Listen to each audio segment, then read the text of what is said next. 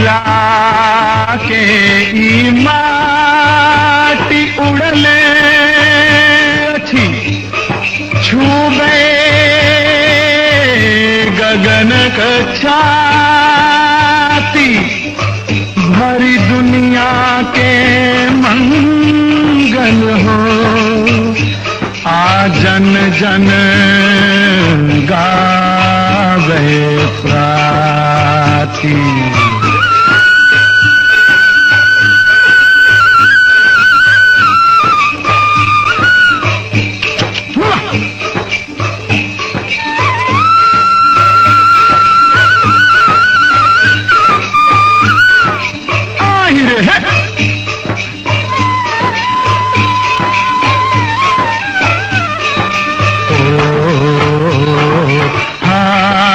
कहू भैया राम राम हो भाई माता जय विराजे मिथिले देश में।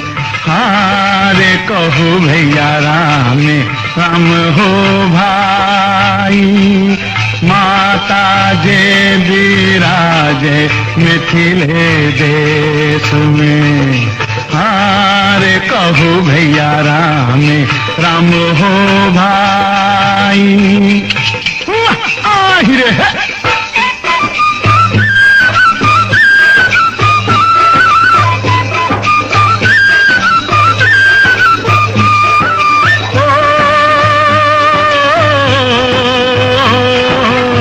नंदन बन सन सुंदर मिथिला इंद्रक धनुख समान। नंदन बन सन सुंदर मिथिला इंद्रक धनुख समान। कालिदास आमंडन के घर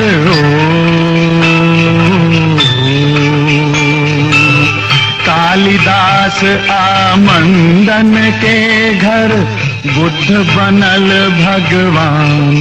चलो भैया चलो ने माता जय विराजे मिथिले देश में।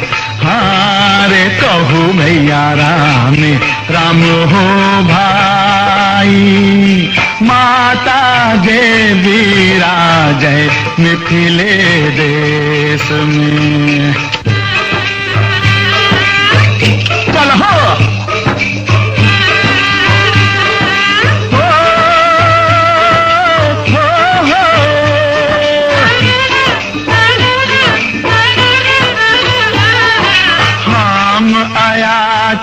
हम नहीं मांगी मंगनी केर बरदान।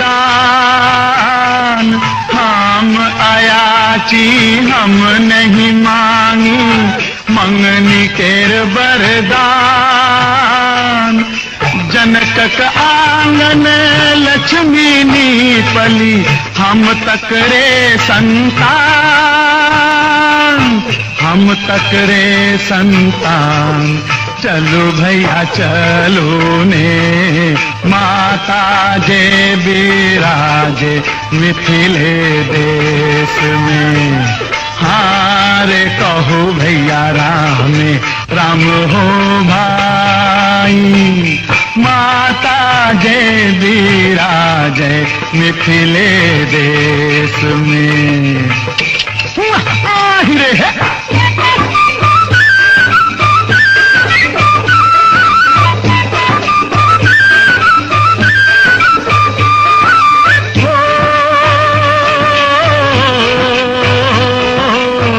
अपना प्रेम स्वर्गो जीतल उगना बनल महेश। ओम नमः शिवाय। अपना प्रेम स्वर्गो जीतल उगना बनल महेश। एखनो कोकिल पंचम गावे।